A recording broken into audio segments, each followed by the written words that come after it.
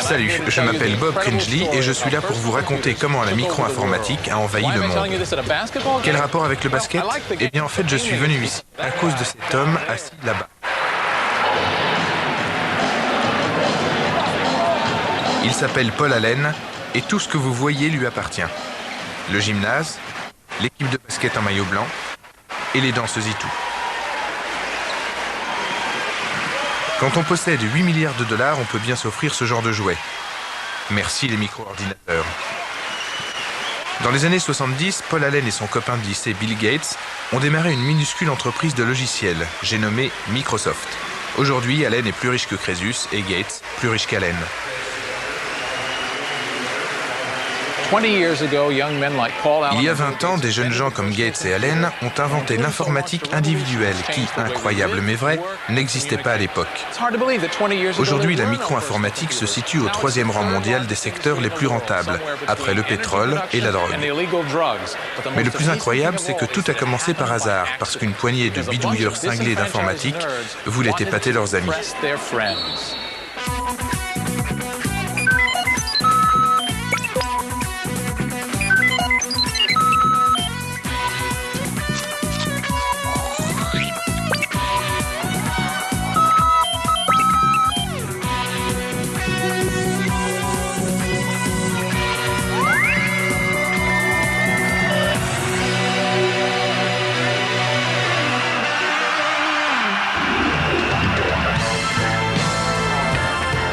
Ah, la Californie. Le soleil, le rock, les voitures décapotables et la Silicon Valley, berceau de la révolution micro-informatique qui a bouleversé notre façon de vivre, de travailler, de communiquer et d'amasser des fortunes. J'ai eu la chance phénoménale de me trouver exactement au bon endroit, à Silicon Valley, exactement au bon moment, quand cette invention a pris corps. On ne s'imaginait pas qu'on irait loin. On l'a fait pour s'amuser, même si on allait sûrement perdre de l'argent, et pour se vanter d'avoir créé une entreprise. On n'était sûr de rien. On espérait seulement avoir vu juste, que les PC allaient avoir du succès. Quand je pense à la façon dont les ordinateurs individuels se sont intégrés dans le tissu de la vie quotidienne, je me dis que nous avons surfé sur la vague. Et quelle déferlante! Les pionniers de la révolution micro sont pour la plupart natifs comme moi de Silicon Valley, au sud de San Francisco. Ils ont grandi ici, souvent dans des maisons cossues, à l'ombre des entreprises d'électronique auxquelles la vallée doit son nom. Dans ces banlieues résidentielles de Silicon Valley, les endroits les plus intéressants, ce ne sont pas les maisons, ce sont les garages.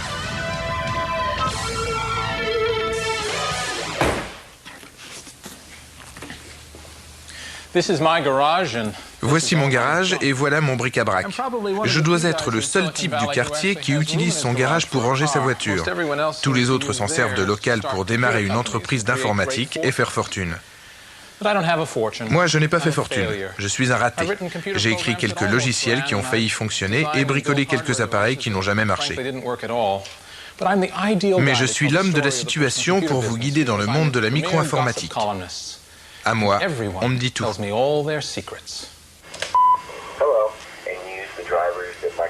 Là, c'est chez moi. Excusez le désordre. C'est ici que je concocte ma chronique de potin pour une revue d'informatique. Les industries en changement constant comme l'industrie micro vivent de rumeurs et de potins. Et moi, j'en ai fait mon gagne-pain. Mon adresse e-mail est inondée de renseignements confidentiels concernant aussi bien les défauts cachés des nouveaux logiciels que les pires gaudrioles. Ces pourvoyeurs de potins partagent les mêmes passions, le désir de dire la vérité et un amour sans borne pour la technologie. Ce sont ces cinglés d'informatique qui ont nourri de leur ferveur la révolution micro.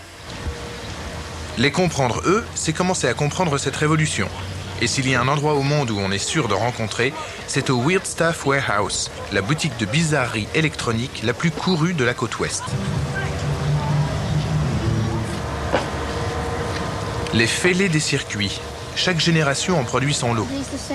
Pendant que leurs camarades de classe jouent au baseball, ces informaticiens en herbe dénichent le circuit intégré de leurs rêves. You know, I'm interested in electronics and technologies and a hobby since I started when I was like 6 or 7, you know. How old are you now, Edwin? 10 right now. Les ordinateurs, c'est un hobby de garçon. L'obsession de spécimens bien particuliers qui préfèrent se colter avec un boîtier électronique plutôt qu'avec un monde plein de gens imprévisibles. Le spécimen technoïde type est un gringalet doté d'un gros cerveau et d'épaisses lunettes, aux antipodes de l'idéal viril du footballeur américain. En Amérique, on l'appelle nerd. Un nerd est quelqu'un qui téléphone aux autres pour leur parler de téléphone. Un nerd informatique est donc quelqu'un qui utilise un ordinateur dans le seul but d'utiliser un ordinateur.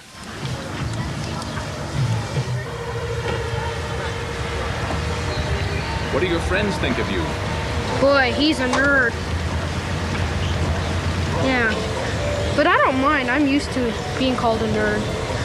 Can't have other people stop your dreams. Eh oui, à Silicon Valley, les petits garçons rêvent de devenir des jeunes hommes comme celui-ci. Graham Spencer est programmeur. Avec 5 copains d'université, il a fondé Architect, une entreprise de logiciels. Et pourquoi ces jeunes gens ont-ils décidé de monter une boîte ensemble? Pour la seule raison qu'ils s'aiment bien. Ça se passe comme ça à Silicon Valley. Et c'est aussi comme ça qu'Apple et Microsoft ont démarré. Comme les fondateurs de ces entreprises pionnières à leur époque, ceux d'Architect partagent un rêve technologique. De leur hobby d'enfant, ils ont fait leur profession. Et ils ont spontanément adopté la culture d'entreprise propre au secteur micro. Règle numéro 1, oubliez les horaires de bureau trop contraignants. Dans cette industrie, vous pouvez effectuer vos 100 heures de travail par semaine quand ça vous chante. On programmait pendant 2 jours d'affilée. De temps en temps, on était 4 ou 5, on sautait dans nos voitures et on fonçait au restaurant. À table, on parlait travail. Et il m'arrivait d'être tellement absorbé par la discussion que j'en oubliais de manger. Mais bon, on était une bande de copains. C'était le bon temps.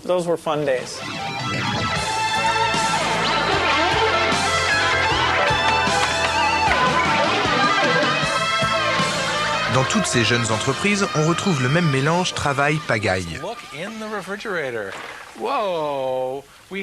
Et dans tous les frigidaires, les mêmes pizzas froides et les mêmes réserves de coca. 2 liters of Coke a day.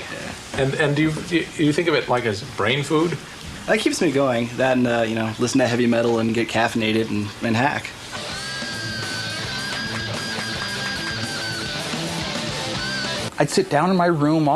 Je passais mon temps assis par terre, les plans de l'ordinateur éparpillés tout autour. Je me couchais toujours très tard et j'avalais des litres de coca. Ça faisait partie de cette vie. Manger, dormir, avoir une copine, une vie sociale, ça prend du temps sur le temps de codage. Rédiger du code, c'est la force motrice de notre vie. Toute interruption est ressentie comme du gaspillage. Mais qu'est-ce que la logique interne d'un ordinateur peut bien avoir de si séduisant? C'est simple, cette logique est logique. Contrairement à d'autres choses qui demeurent à jamais mystérieuses, comme par exemple la façon de raisonner des filles. Et maintenant, cours de rattrapage en informatique élémentaire, leçon numéro 1. Toutes ces armoires composent une seule machine, un ordinateur grand système. Dans le temps, tous les ordinateurs avaient cette taille et étaient surveillés par des ingénieurs en blouse blanche. Que ce soit mon portable personnel ou ce géant accessible à 2000 utilisateurs, tous les ordinateurs fonctionnent de la même façon. Ils traitent des données numériques. Si une information peut être numérisée, un ordinateur saura la manipuler. Par contre, il ne comprend rien au domaine des sentiments.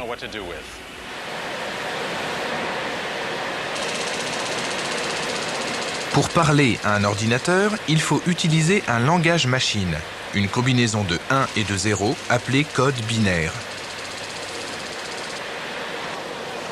Programmer un ordinateur a d'abord consisté à manipuler des commutateurs ou à charger des bandes perforées. Des opérations pénibles et compliquées, d'autant plus compliquées que chaque type d'ordinateur utilisait un langage distinct. L'ENIAC, l'ordinateur de l'armée, savait calculer en 20 secondes la trajectoire d'un obus, mais il fallait 2 jours de programmation pour rendre possible ce calcul. Finalement, Grace Hopper, capitaine de la US Navy, résout le problème en inventant un langage de programmation, de l'anglais simplifié, que la machine est capable de traduire en code binaire.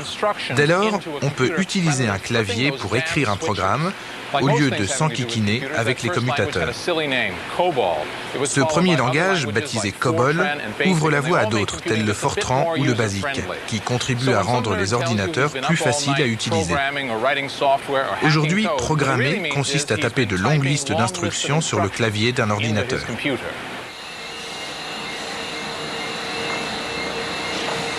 Avant la révolution micro, le grand public ne voyait jamais d'ordinateur. Ces machines géantes étaient dissimulées dans les sous-sols climatisés des banques et des compagnies d'assurance et n'avaient sur notre vie qu'une influence très indirecte. Quelques écoles ont bien commencé à s'équiper de terminaux, mais sans susciter le moindre intérêt, sauf de la part de quelques élèves qui tombent amoureux de cet univers numérique et qu'on appellera bientôt les nerds. Un jour, j'ai emporté chez moi un livre sur le PDP-8 et c'est devenu ma Bible. Certains se prennent de passion pour les mots croisés ou pour un instrument de musique. Moi, je ne sais pas pourquoi, je suis tombé amoureux de ces petits schémas qui décrivaient les circuits internes des ordinateurs. Avec un peu de maths, j'arrivais à résoudre des problèmes, à trouver des solutions personnelles, et ça me rendait heureux. On tapait les commandes, on attendait un peu et tout à coup, l'engin nous sortait une réponse. À l'époque, c'était phénoménal, surtout aux yeux d'un gamin de 10 ans. Il suffisait d'écrire un programme en langage BASIC ou Fortran, et cette machine était capable de s'approprier notre idée et, d'une certaine façon, de l'exécuter. Et si les résultats correspondaient à ceux qu'on avait prévus, ça voulait dire que le programme fonctionnait. Le tout était palpitant. Posséder son propre ordinateur, le rêve de tous les nerds. Cela a été rendu possible par une innovation technologique. J'ai nommé la puce, le microprocesseur. Voilà ce qui vous permet de poser un ordinateur sur votre bureau. Les ordinateurs des années 50 étaient énormes parce qu'ils contenaient des milliers de ces tubes à vide. Les tubes ont d'abord été remplacés par des transistors, encore trop gros pour construire des ordinateurs domestiques. Puis, on est entré dans l'ère de la miniaturisation. Cette petite plaquette de silicium contient plus d'1 million de transistors. Le microprocesseur a engendré le micro-ordinateur. Et c'est pour ça qu'on parle de Silicon Valley et pas de Computer Valley. Voici le siège d'Intel, fondé par les inventeurs du microprocesseur. Intel a été créé il y a 28 ans par une poignée d'ingénieurs en désaccord avec leur patron. Aujourd'hui, leurs puces font tourner 85% des ordinateurs dans le monde.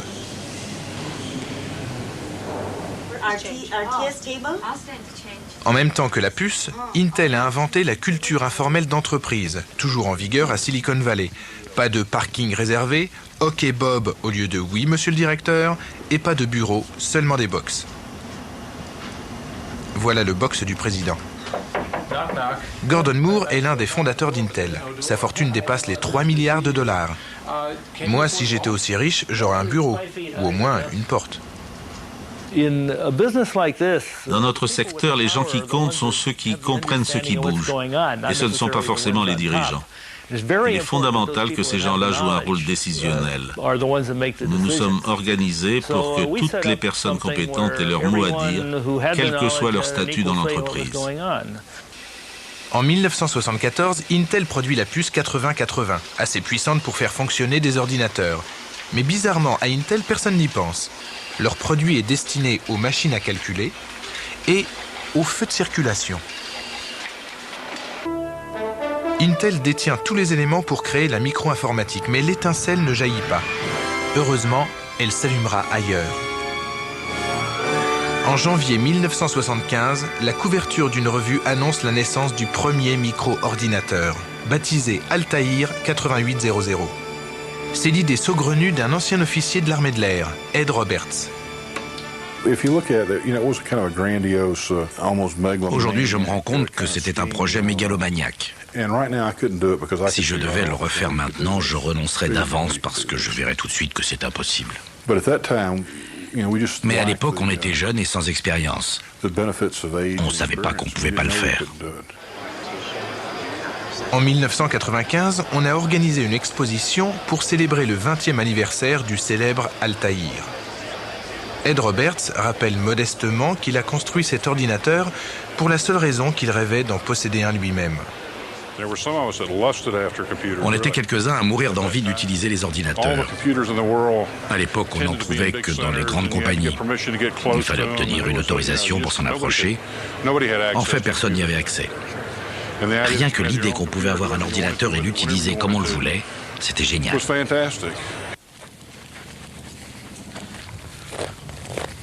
Cette idée géniale et irréaliste s'est concrétisée bien loin de Silicon Valley et des pontes de l'électronique. Dans le désert du Nouveau-Mexique, à Albuquerque, où Ed Roberts possédait une fabrique de calculatrices appelée MITS.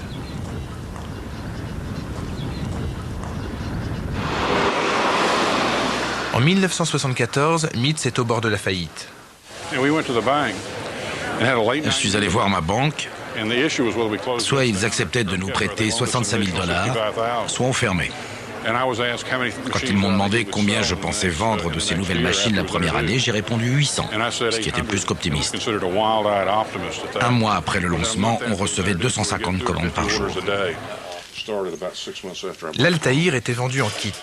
Il fallait s'armer d'un fer à souder et l'assembler soi-même. Le plus souvent, il ne marchait pas, mais il existait. Il n'était pas cher et les cinglés d'informatique se sont rués dessus. Il y a des gens qui étaient tellement impatients d'avoir leur ordinateur qu'ils sont venus camper avec leur caravane sur le parking de MITS, au lieu d'attendre qu'on leur envoie.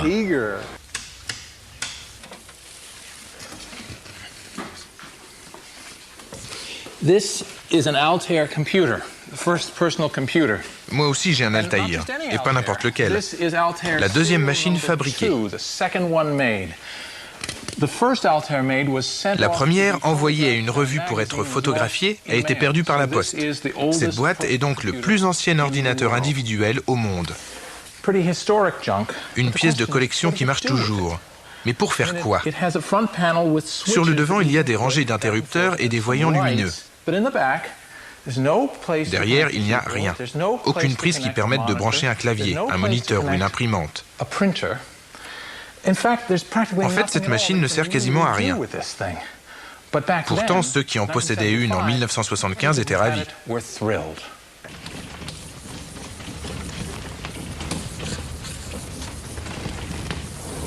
Très vite, les amateurs d'informatique forment des clubs pour parler de leurs nouveaux jouets. Celui de Silicon Valley, le Homebrew Computer Club, se réunissait dans une joyeuse pagaille tous les mercredis soirs sous la houlette du président Lee Felsenstein, qui faisait semblant de prendre son mandat au sérieux. J'ouvrais la séance en faisant un bruit infernal. C'était le seul moyen d'attirer l'attention dans ce chahut.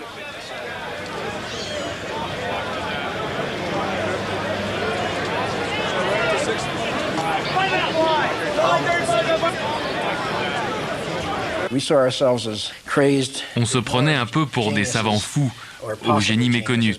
Mais tout ce qu'on voulait, c'était avoir un vrai ordinateur à nous. Roger Mellen et Harry Garland, tous deux propriétaires d'un Altaïr, avaient rejoint le club parce qu'ils se demandaient ce qu'on pouvait bien tirer d'un bidule aussi inutile. Au club, tout le monde était d'accord. Avec l'Altaïr, on tenait une solution. Il fallait trouver le problème. Programmer l'Altaïr était un vrai casse-tête. Pour lui faire exécuter une opération aussi simple que 2 plus 2, il fallait d'abord manipuler 9 interrupteurs différents pour rentrer chacun des chiffres. Ajouter le signe plus, de nouveau 9 interrupteurs. Et si la troisième loupiote en partant de la gauche s'allumait, le résultat était 4. Eureka! À force d'expérimenter et de bidouiller, les membres du club finissent par faire quelques trouvailles qui leur ont laissé de bons souvenirs. Steve Dampier était dans son coin en train de rentrer un long programme. Quelqu'un s'est pris les pieds dans les fils et a débranché l'appareil. Steve a dû recommencer à zéro. On se demandait ce qu'il trafiquait et pourquoi il se donnait tant de mal pour voir clignoter quelques loupiottes. On posait un poste de radio à côté de l'Altaïr et il se mettait à jouer de la musique. Tout à coup, on a entendu The Fool on the Hill. C'était un son de boîte de conserve qui sortait de la radio, mais qui, c'était évident, était provoqué par des impulsions d'ordinateur. Tout le monde s'est levé en applaudissant. J'ai proposé de décerner à Steve le prix de la grande cruche percée pour avoir trouvé un usage à un bidule inutile, mais je parie que personne ne m'a entendu. C'était très excitant. La première chose que l'Altaïr ait vraiment faite.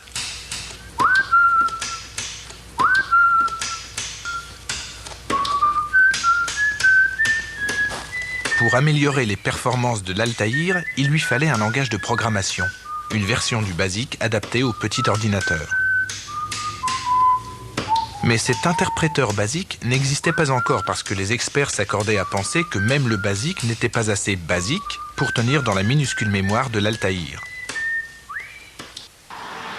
Les experts avaient tort. L'homme qui apporta cet interpréteur BASIC à Ed Roberts revient aujourd'hui à Albuquerque, cette fois dans son jet de 15 millions de dollars. Alors on déplie le tapis rouge.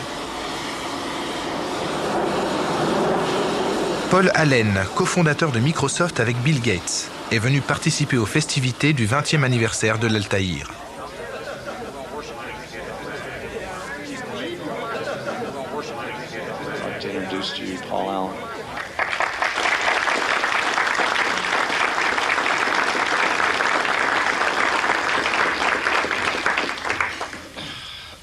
Thanks, David. Un jour à Boston, j'ai vu sur la couverture d'un magazine la photo d'une machine qui ressemblait exactement à ce que j'avais imaginé. Je l'ai acheté tout de suite et je me suis précipité chez Bill. Il était en train de jouer au poker comme d'habitude et de perdre de l'argent comme d'habitude. Enfin, pour la dernière fois. Paul m'a montré la photo, c'était clair, cette entreprise aurait besoin de logiciels. Bill a dit « Ok, on va appeler ces gens-là pour voir si cette histoire est vraie. » Ça commençait à bouger, comme on l'avait prévu depuis longtemps. Et cette industrie naissante n'allait pas attendre pour démarrer que j'ai terminé mes études à Harvard. Alors on a appelé Ed pour lui dire qu'on avait la version basique qu'il fallait pour sa machine, qu'elle était presque prête et qu'on voulait faire une démo. On a écrit un interpréteur basique et Paul a sauté dans un avion. Il a quand même dormi la veille et moi j'ai travaillé toute la nuit pour tout vérifier et revérifier. Je n'avais aucune idée de ce qui allait se passer. On n'avait jamais fait tourner le programme sur un vrai micro. Paul était très nerveux. On voyait qu'il se demandait si ça allait marcher. Aussitôt dans le bureau, il a commencé à charger les bandes perforées. J'étais mort d'angoisse. Je me disais, ça ne va pas marcher. Et ça a marché. Et ça a été capable de faire quelques trucs simples. Ça a été fabuleux quand Paul a appelé pour me dire que ça avait marché du premier coup. On a vu s'écrire « Memory Size ». Quoi? Ça a écrit quelque chose? C'était incroyable, le fait que ça ait réellement fonctionné. C'était une percée.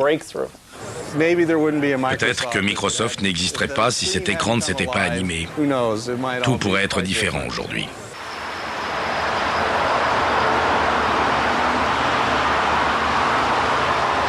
Après ce premier succès, Bill Gates sent qu'il doit agir vite s'il veut s'implanter dans la future industrie micro.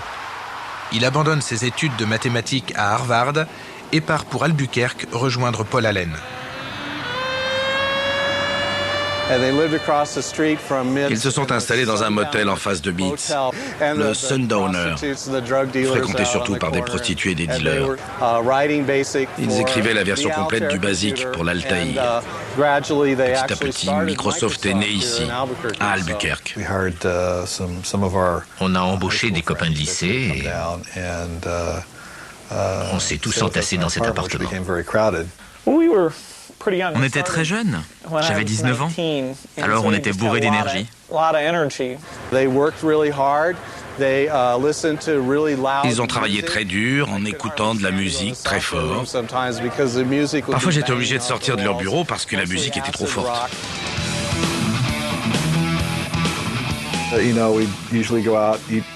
On sortait seulement pour aller à la pizzeria et voir des films d'action.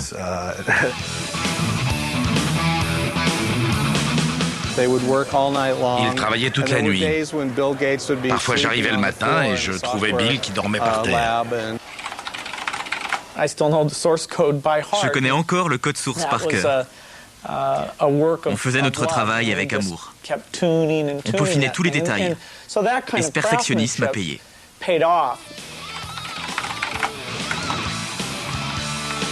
Enfin doté de son langage de programmation, l'Altaïr devient vraiment utile. Des programmes sont écrits, des jeux, des traitements de texte, des programmes de comptabilité.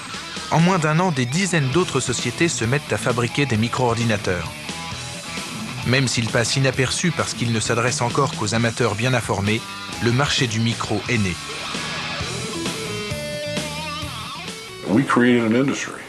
Nous avons créé une industrie entière et personne ne nous en accorde le mérite. Rien n'existait, logiciel, matériel. Il n'y avait rien de structuré. C'était une époque passionnante. On a organisé la première convention d'utilisateurs où on discutait de ce qui les intéressait. Des entreprises de produits auxiliaires apparaissaient, comme IMSAI ou Processor Technology. On les a oubliés depuis, mais on leur doit les modestes débuts de l'industrie micro. Les premiers ordinateurs individuels étaient vendus par correspondance, des réseaux fermés que seuls les amateurs connaissaient. Pour qu'ils puissent toucher le marché du grand public, il fallait que la bonne parole technologique soit plus largement diffusée. C'est là que vont intervenir les hippies californiens qui trouvent que les micros, c'est, comment dire, le pied. From the safety of secret committees, they talk about the danger of war. Remember that the 60s happened in the early 70s, right? So we have to remember that. And that's sort of when Le mouvement hippie a débuté quand j'étais à la fin de l'adolescence. C'est une culture que je connais très bien. The spark of that. À la base, on trouve l'idée que la vie peut offrir autre chose que ce qu'on voit tous les jours. C'est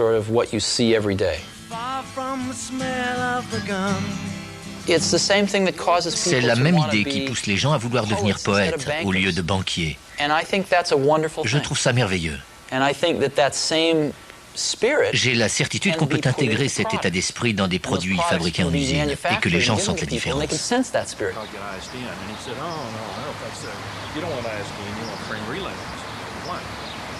Pour vous aider à assimiler la philosophie hippie, je vais me déshabiller. Je suis chez Jim Warren, et quand on rend visite à Jim Warren, on est obligé de se mettre à nu. Il refuse d'accorder des interviews en dehors de son jacuzzi. On l'aura compris, Jim Warren est un hippie depuis toujours. Mais un hippie qui a fait fortune, en organisant la West Coast Computer Fair, sorte de Woodstock informatique annuel. À l'époque, c'était quand même le plus grand salon de micro-informatique au monde, et c'est là que les micros ont vraiment commencé à se vendre. Jim est persuadé que la contre-culture des hippies californiens a joué un rôle moteur dans l'évolution des micros. L'idée dominante, c'était le partage. On partageait sa cam, son lit, sa vie, ses espoirs. Cet esprit communautaire se retrouvait aussi au club Homebrew. Dès que quelqu'un résolvait un problème, il fonçait au club. Et pendant la réunion, c'était du genre « Vous savez ce problème qu'on n'arrivait pas à résoudre? J'ai trouvé la solution. Je suis pas un type génial ?» Je maintiens que ce qui a permis un développement aussi rapide de la technologie, c'est cet esprit de partage. Tout le monde était gagnant. De ce grand bouillon d'idées a surgi Apple Computer. Ses fondateurs, deux genoux qui viennent de passer leur bac, ne ratent pas une réunion du club Homebrew. Le génie de la technique coule dans les veines de Steve Wozniak, surnommé le magicien Woz, et le génie des affaires dans celle de Steve Jobs. Steve Wozniak a bricolé sa propre machine. Il l'apporte au club pour épater ses copains.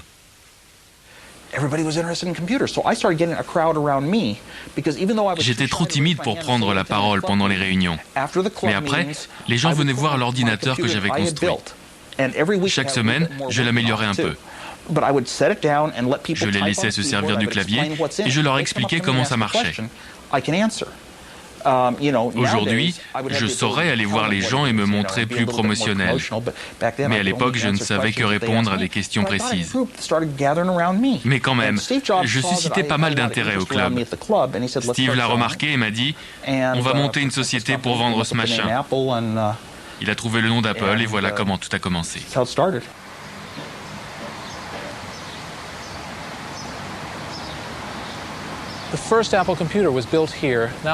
Le premier ordinateur Apple a été construit dans ce garage. Et j'y étais, enfin, pendant une journée. J'ai été l'employé numéro 12 d'Apple. Il m'avait embauché pour faire un jour de manutention. L'entreprise est à court de liquidités, m'a dit Steve Jobs, et il a offert de me payer en actions. J'ai refusé, ma mère me le reproche encore aujourd'hui. L'Apple I n'était pas vraiment un ordinateur. Tout juste une carte de circuit sans boîtier ni clavier. Pourtant, Steve Jobs se débrouille pour en vendre 50 exemplaires. Il acquiert alors la certitude qu'il existe une foule de clients potentiels pour un vrai micro et se met à rêver à l'Apple II.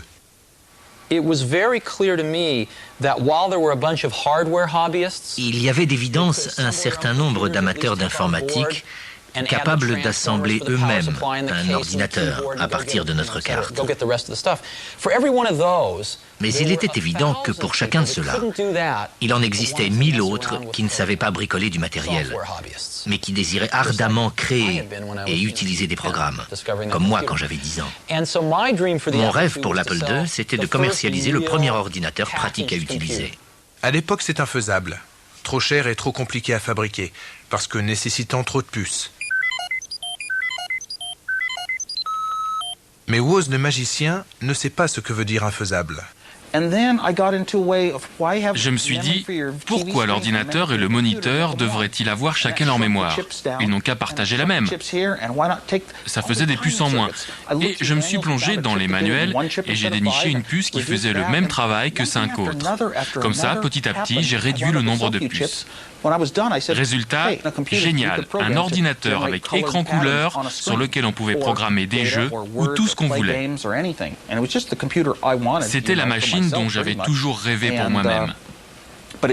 Et Steve m'a dit, je crois qu'on va pouvoir en vendre 1 millier par mois. 1 millier, c'était complètement invraisemblable. Mais pour lancer la fabrication, il nous fallait quelques centaines de milliers de dollars. Pour nous, c'était une somme énorme. On n'avait pour ainsi dire rien sur notre compte en banque. Alors je suis parti à la chasse aux capitaux. À 19 ans, Steve Jobs relève le défi. Il faut convaincre des financiers qui investissent dans les activités de pointe. Il rencontre Arthur Rock, l'inventeur du financement de l'innovation et un des fondateurs d'Intel. Il portait des sandales et avait les cheveux longs, très longs, barbe et moustache aussi. Mais il s'exprimait remarquablement. La première fois qu'il est venu me voir, il était dans une période où il avait décidé de ne manger que des fruits. Malgré le côté hors norme du jeune entrepreneur, Arthur Rock se lance dans l'aventure. Il accorde les fonds nécessaires pour faire fabriquer 1000 Apple II dans une usine de Silicon Valley.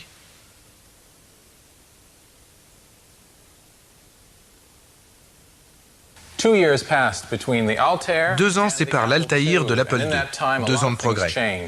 L'Altaïr, destiné au marché restreint des amateurs qui s'y connaissent, a une allure d'ampèremètre à côté de l'Apple II qui, lui, ressemble vraiment à un produit de consommation. C'est le premier micro à posséder une coque en plastique moulé, imposée par Steve Jobs, qui a un sens aigu du design. Et il n'est pas seulement joli à regarder. C'est aussi un bijou d'ingénierie. Prenons le contrôleur du lecteur de disquette, un modèle d'efficacité. Il contient 8 puces, alors que ceux des concurrents en ont 35. C'est l'œuvre de Steve Wozniak, le Mozart des circuits intégrés. Résultat, dès sa sortie, l'Apple II fait un tabac.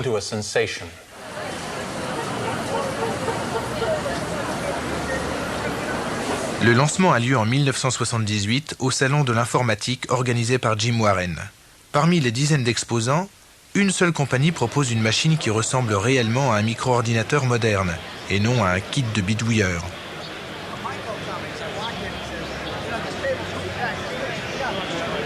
Il suffit de voir l'Apple II pour être ébloui. Et comme Steve Jobs s'est débrouillé pour obtenir le meilleur emplacement du salon, tout le monde le voit. On a fait un triomphe. Les acheteurs faisaient la queue devant le stand. C'est là qu'Apple a décollé.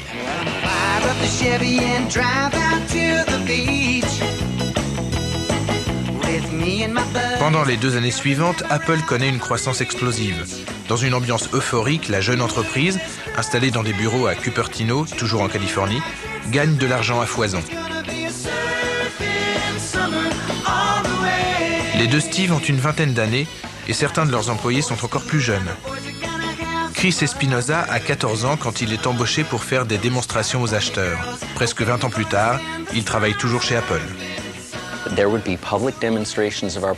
On faisait les démonstrations le mardi et le jeudi après-midi, après l'école. Imaginez, je sortais de classe, je sautais sur ma mobilette, je fonçais au bureau et à 3h pile, je commençais les démos sur l'Apple II. Au bureau, on n'arrêtait pas de trafiquer les téléphones pour se faire des blagues. Pendant 1 an ou 2, il n'y a eu personne à Apple pour se prendre au sérieux. On avait la chance de vendre le produit à la mode. Des années plus tard, il m'est arrivé de rencontrer des clients de cette époque. Et ils me racontaient comment ils avaient décidé de démarrer une chaîne de magasins après avoir assisté à une de mes démos du mardi après-midi. Ça marchait tellement bien que Steve et moi, nous aurions pu nous arrêter de travailler si on avait voulu. Une telle réussite, vraiment, je ne m'y attendais pas. L'Apple II devient le modèle du micro. Des entreprises rivales surgissent un peu partout, flairant la bonne affaire.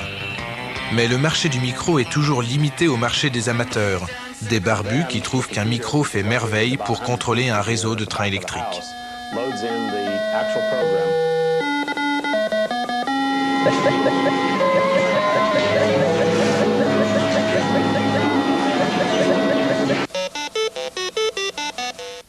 Pour toucher le marché du grand public, les micros doivent montrer qu'ils ne sont pas des gadgets. Monsieur Tout-le-Monde n'a pas besoin d'un joujou électronique. L'application qui va faire vendre des milliers d'Apple II s'appelle VisiCalc.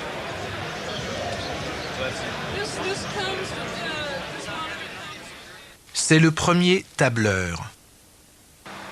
L'œuvre commune d'un étudiant de l'école de gestion d'Harvard, Dan Bricklin, et d'un programmeur, Bob Frankston. Un tableur, c'est une feuille de calcul électronique. L'idée germe dans le cerveau de Dan Bricklin pendant un cours de planification financière. À l'époque, les feuilles de calcul sont des tableaux noirs remplis de chiffres en lignes et en colonnes. Les entrées et sorties financières de l'année en cours et les prévisions pour les années à venir. Le tableau est structuré de façon à ce que les valeurs soient reliées entre elles. Modifier un chiffre exige de recalculer tous les autres chiffres qui en dépendent. Se tromper une fois provoque une série d'erreurs en chaîne. Le professeur proposait divers scénarios aux étudiants qui devaient calculer de quelle façon chacun d'entre eux affecterait les bénéfices d'une entreprise fictive.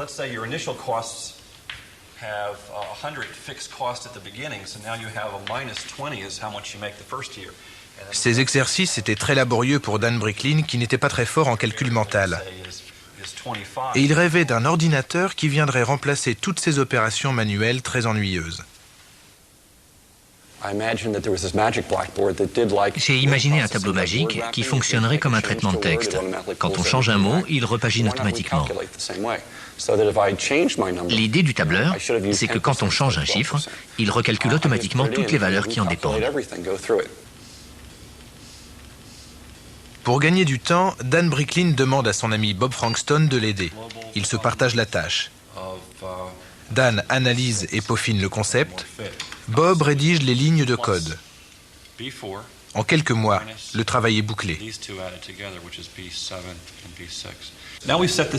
Bon, je vais remplacer 100 par 4321. Ça y est, c'est recalculé. Quel temps gagné. Tous ceux qui le voyaient l'achetaient. Je me souviens de l'avoir montré à un comptable près d'ici. Il s'est mis à trembler. Ce qui me prend des journées, je pourrais le faire en 1 heure. Les gens brandissaient frénétiquement leur carte de crédit. Quand je revois ces gens maintenant, ils me disent « Vous avez changé ma vie. Faire de la compta est devenu amusant. » Personne ne savait ce qu'était un tableur. J'ai choisi le nom VisiCalc parce qu'il faisait bien passer l'idée d'un calcul immédiatement visible. VisiCalc est commercialisé en octobre 79. Prix de vente, $100. Au début, on ne peut le trouver que dans une seule boutique, celle de Marv Goldschmidt. VisiCalc a permis aux gens obsédés par les chiffres, que ce soit pour leur travail ou dans leur vie privée, de connaître le montant de leurs avoirs, de savoir s'ils respectaient leur budget, etc. Ça leur a permis de faire des prévisions pour l'avenir. Ça leur a permis de mieux contrôler une autre dimension, celle des chiffres.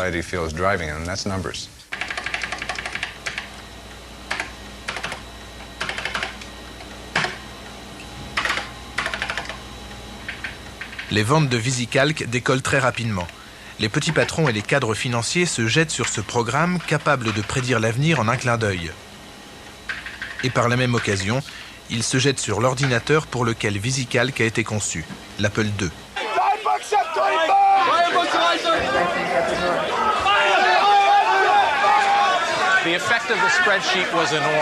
Le micro est entré dans le monde de l'entreprise grâce au tableur. Un outil performant, convaincant, très vite indispensable. C'était l'outil des années 80, la décennie qui commençait. Décennie de l'argent roi, où la cupidité devenait vertu.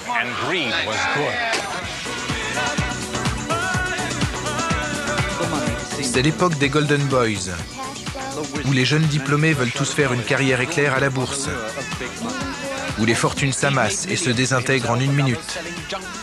C'est l'époque des yuppies et de leur étalage de luxe.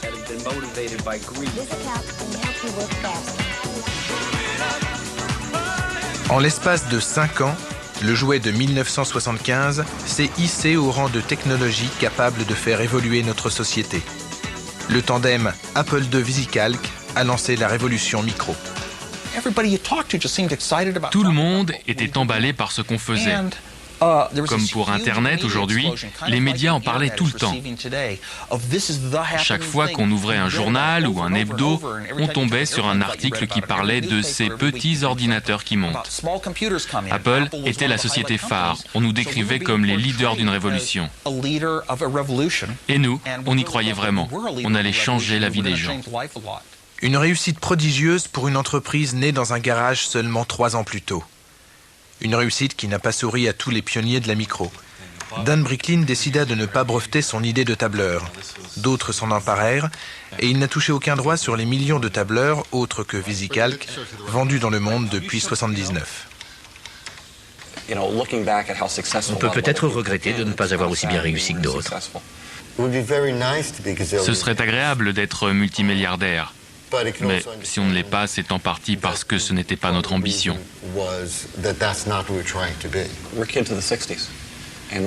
On avait la mentalité de l'époque. On voulait changer le monde, améliorer la vie des gens. Et on l'a fait. D'après ces critères-là, nous avons magnifiquement réussi. Et Ed Roberts, qu'est-il devenu ? 3 ans après la fabrication du premier Altaïr, sa société, MITS, n'était plus qu'un fabricant parmi d'autres. Il la vend, retourne à l'université et entame une nouvelle carrière. Médecin généraliste. Je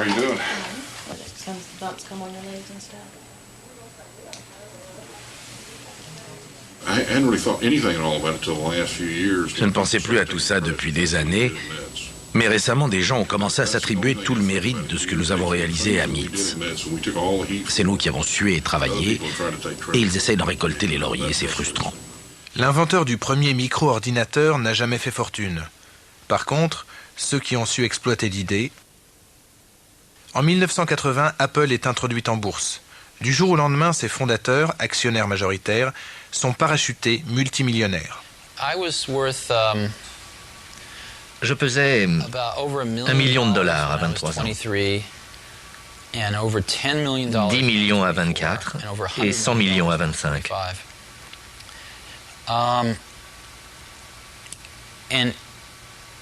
Mais ce n'était pas le plus important, parce que je n'ai jamais été motivé par l'argent. C'était une petite entreprise d'amateurs, comme il s'en crée tous les jours. Au début, on n'aurait jamais cru aller si loin. On l'a fait pour s'amuser.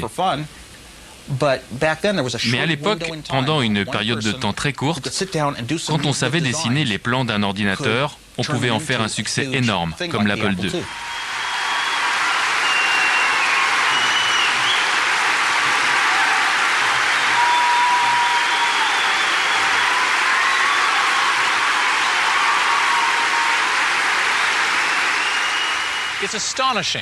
Rappelons-nous qu'au début 1975, c'est incroyable, personne ne possédait de micro-ordinateur. En l'espace de 5 ans, c'est un secteur industriel tout entier qui a émergé ici, à Silicon Valley. Un secteur qui pèse déjà plus d'1 milliard de dollars, créé par des adolescents qui ont fait de nous tous des nerds. La demande est énorme et les nouvelles entreprises poussent comme des champignons. En tant que champignon numéro 1, Apple s'est approprié 50% du marché. Mais le croque-mitaine n'est pas loin. Il existe une entreprise dont le nom est synonyme d'informatique. Une multinationale qui entend régner sans partage sur le marché des ordinateurs, gros ou petits. IBM va entrer dans la danse et bientôt faire trembler Silicon Valley.